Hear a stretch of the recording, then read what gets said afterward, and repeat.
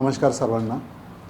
फेब्रुवारी-मार्च 2026 मध्ये आपण उच्च माध्यमिक या विभागाची परीक्षा त्या ठिकाणी घेतलेली होती.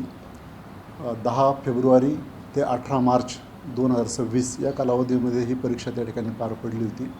आज उच्च माध्यमिकचा निकाल माननीय राज्यमंडळाने या ठिकाणी घोषित केलेला आहे आणि या घोषित निकालानुसार राज्याचा जो काही निकाल आहे तो 89.79% एवढा लागलेला असून छत्रपती संभाजीनगरचा जो काही निकाल आहे आपल्या विभागाचा तो 88.68% एवढा निकाल त्या ठिकाणी लागलेला आहे. मागच्या वर्षीच्या तुलनेत आपण जर बघितलं 2025मध्ये छत्रपती संभाजीनगर विभागाचा जो निकाल होता तो 91.88% 91.88% एवढा निकाल लागला होता. यावर्षी 79% तर जी काही घसरण आहे निकालाची मागच्या वर्षीच्या तुलनेत ती 2.9% कमी निकाल आपला यावर्षी त्या ठिकाणी लागलेला आहे. एकूण विद्यार्थी आपले 1,82,688 मुलं प्रविष्ट झाले होते परीक्षेला. पैकी 1,62,022 विद्यार्थी हे पासआउट झालेले आहेत आणि मी अगोदर सांगितल्याप्रमाणे की उत्तीर्णतेचं प्रमाण 88.68% आहे. नेहमीप्रमाणे यावर्षी देखील मुलींनी निकालामध्ये बाजी मारलेली आहे.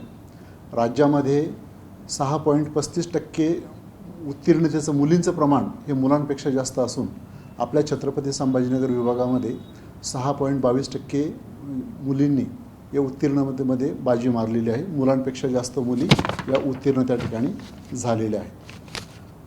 आपल्याकडे परीक्षेदरम्यान काही गैरप्रकारसुद्धा त्या ठिकाणी झाले होते. परीक्षेच्या दरम्यान जवळपास 58 गैरप्रकार आपल्याकडे झालेले होते. या 58 पैकी 56 प्रकरणांची आपण चौकशी पूर्ण करून त्या बाबतीत मुलांवर काही कारवाई करायची किंवा निकाल जाहीर करायचे याबाबत निर्णय घेतलेला आहे. 54 प्रकरणात मुलांच्या त्या विषयाची संपादनक आपण रद्द केलेली आहे. तर 2 प्रकरणी मुलं निर्दोष आढळल्यामुळे त्यांचे निकाल आपण आज डिक्लेअर केलेले आहेत. आणि आपल्याकडे जी 2 मोठी प्रकरणं झाली होती विभागामध्ये चौसाळा असेल जैतापूर असेल तर येथील निकाल आपण राखीव ठेवलेले आहेत. आज चौकशी अंतिम टप्प्यात आलेली आहे. ती चौकशी पूर्ण झाली की आपण त्यांच्यासुद्धा निकालाच्या बाबतीमध्ये निर्णय घेणार आहोत. ही जी काही गैरप्रकार झालीत या केंद्रांवर त्यांनाच्या आपण आता नंतर नोटीस त्यांना इश्यू करणार आहोत, सुनावणी घेणार आहोत आणि प्रकरण परत्वे जे त्या ठिकाणी दोषी आहेत त्यांच्यावर आपण केंद्र रद्द करण्याची किंवा अनुषंगिक जी काही कार्यवाही आहे ती आपण त्या ठिकाणी करणार आहोत. 2% हा जो निकाल झाला यामागची कारणं काय? कदाचित असं असेल, बऱ्याच जणांचं म्हणणं होतं फिजिक्सचा पेपर कठीण होता, मॅथ्सचा पेपर कठीण होता, हे पण आहे. आणि दुसरं म्हणजे राज्यभरामध्ये माननीय मंत्री महोदयांच्या निर्देशानुसार आणि आमचे जे काही वरिष्ठ अधिकारी आहेत, महसूल विभागातले अधिकारी आहेत, पोलीस विभागातील अधिकारी आहेत, शिक्षण विभागातील अधिकारी आहेत, या सर्वांच्या मदतीनं आपण जे काही कॉपीमुक्त अभियान त्या ठिकाणी राबवत आहोत याचा देखील परिणाम एक चांगला परिणाम आपल्याला त्या ठिकाणी दिसून येत आहे आणि हा निकाल त्या ठिकाणी कमी लागलेला आहे.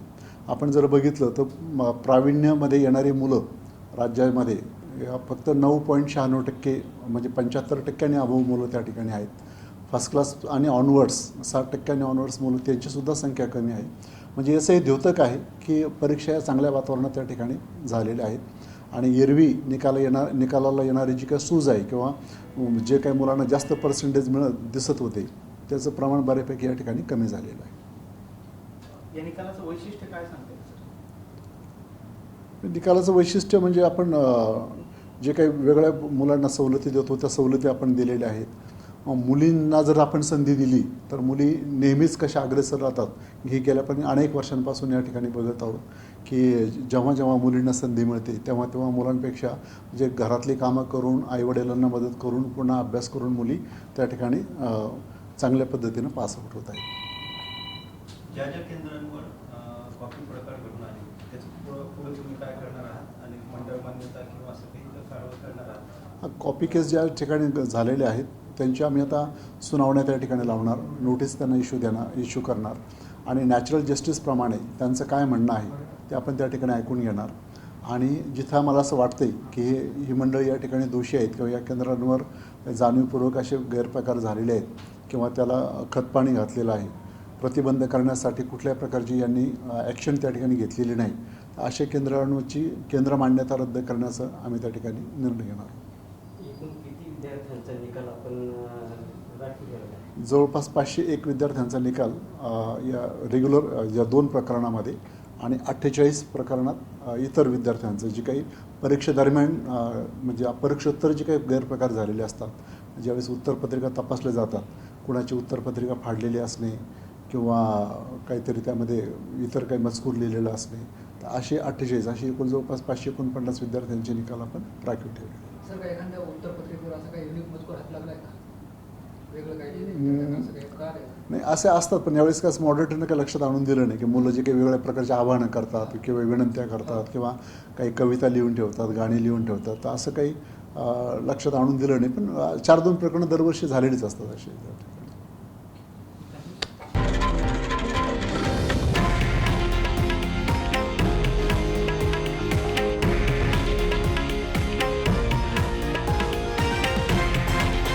हे आहे देशातील नंबर 1 न्यूज नेटवर्क आणि आपण पाहत आहात TV9 मराठी, एकमेव.